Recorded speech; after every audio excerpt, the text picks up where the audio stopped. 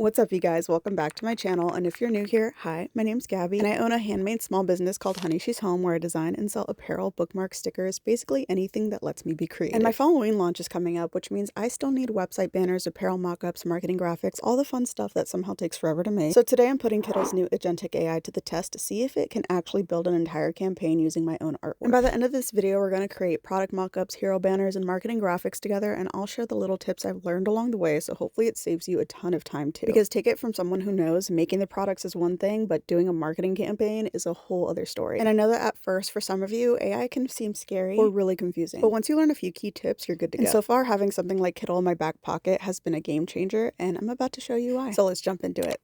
One thing I really like about Kittl is how organized everything is. It feels super beginner friendly, and personally their dashboard doesn't feel super overwhelming. And it's honestly the little things too, like here I can change the artboard color, which is really helpful if you're a visual learner like myself. This is where I can compare color combinations if I need to, especially when it comes to displaying a design on a product. I can also move designs around, select multiple designs at once, and keep my whole campaign in one project. If you're anything like me and normally have 15 tabs open trying to stay organized, this definitely helps. Now let's start off with this minimalistic spooky design. I'm just gonna type "make me a cozy fall mock-up with this design on a sweatshirt," and we're gonna let Agentic do its thing. Okay, so as you can see, it made it pocket size, which honestly it is cute, but that's not what I was going for. One question that I get all the time is, can you edit the mock-ups after they're generated? And yes, absolutely you can. Instead of starting over, I'm literally just telling it to center the design on a light brown sweatshirt. And just like that, it generated exactly what I was envisioning. It has the cute fall aesthetic in the background with the exact color sweatshirt that I wanted. Now let's move on to these next two designs, because another question I see a lot is if you can use your own artwork. And yes, you absolutely can. In fact, all the designs that you see here in this video are my own uploaded designs. You can find their upload button here on the dashboard. Now I'm going to ask Agentic to create individual mockups for each sweatshirt with the cozy fall background. Being able to select multiple designs at once to have it create mockups simultaneously is pretty awesome. And honestly, by now, I'm not gonna lie, these are already looking website ready, but I can't get ahead of myself because there's still so much I need to get done. Now I don't need that first pocket version anymore, so I'm just cleaning things up and keeping the mockups I actually love. And just as a little reminder, don't be like me and save 50 versions just in case you'll need them later, because you probably won't need them later.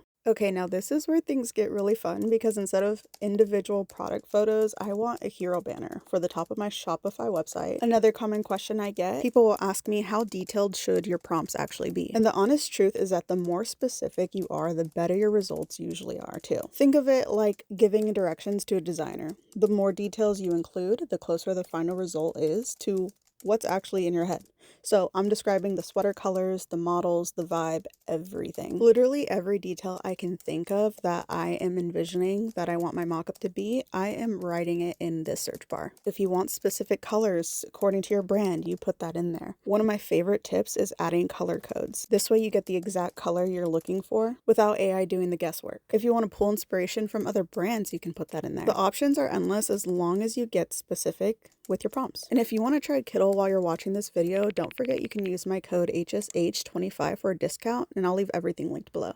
Okay, wait, look how good this actually turned out. It definitely got the vibe I was going for, but there are a few slight changes I want to make, like removing the text there and changing different color variations. And this is where those real, true details come into play. So let's continue building on this. I'm going to have that side text removed and make the center model plus size. Coming from a curvy girl herself, this is very important for my brand. Then I'm going to have it zoom in on the sweatshirts and give that first model a nice coffee because priorities. I mean, look how much better this is. It corrected everything down to the detail. The model, the sweater color, the iced coffee, the wooden table. I mean, the sweaters on the wooden table are even matching the sweaters that the girls are wearing. I love that I don't have to regenerate everything from scratch. I can just keep building on an idea until it's exactly what I'm picturing. Now let's transition over to make some flat lays. I think these next two designs are perfect for this example, because another common question I get is if you can get brand specific, and I'll show you exactly what I mean by that. So I'm going to go over here and select both of these designs, and this is the prompt I'm going to use. It's going to go something like, make a flat lay mockup using these designs individually, keyword individually. Then after telling it what colors I want the shirts to be, I'm going to tell it to use a Comfort Colors t-shirt brand. I mean, I don't know about you guys, but this is a 10 out of 10 in my book. I mean, it obviously got the aesthetic right, but it even added the Comfort Colors tag on the t-shirt. I mean, that's just such a cool little detail. This just really shows that the way you word your prompts really matter. Let me show you a better visual, because this is what's going to elevate those basic prompts that aren't getting you anywhere. Pay attention to those keywords I'm highlighting: luxury, premium, fashion website, Keep artwork as is, muted pink tones rather than just pink. These tiny word changes can completely change the style and the feel of your mockup, so don't be afraid to experiment. Because right now with these keywords and this prompt is what's gonna give me the mockup that I know I want to see on my website. I mean, look how stunning this is coming out to be. This is what it looks like on my screen, so you can see all the colors come to life. I even went ahead and made a light version off camera just to show you that if I used a prompt that said make me a mockup with 5 sweaters, I would have not gotten that result. Now I'm going to use almost the exact same prompt, but I'm changing a few of those keywords because I want to show you what a difference this is going to make. Now, instead of using sweatshirts, I'm going to use those comfort color t-shirts along with that lighter background. My other key tip is that once you find a prompt that works, don't start from scratch every single time. Trust me, just duplicate it and just tweak a few words and you'll save yourself so much time. Oh, and don't be like me and forget to select your designs before clicking enter. Guilty and embarrassed. And there you have it. Same campaign, different products, different vibe, but everything feels cohesive, and that's exactly what I wanted. I love that I can get different variations, so if I like one over the other, I can just build based on that specific mockup.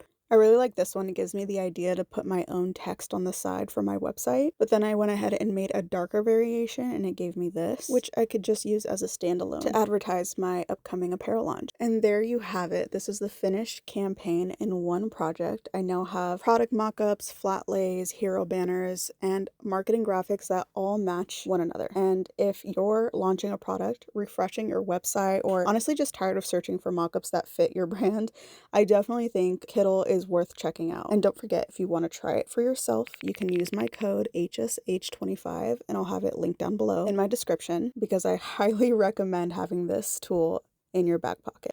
All right, now I need your opinion. Should I turn this into a series where we build more small business marketing projects together, or maybe do more videos focused on prompts, mockups, branding, maybe even some agentic tips? Let me know down in the comments below because I'd love to answer your questions in another video. Now, thanks so much for hanging out with me today, and I will see you in the next one.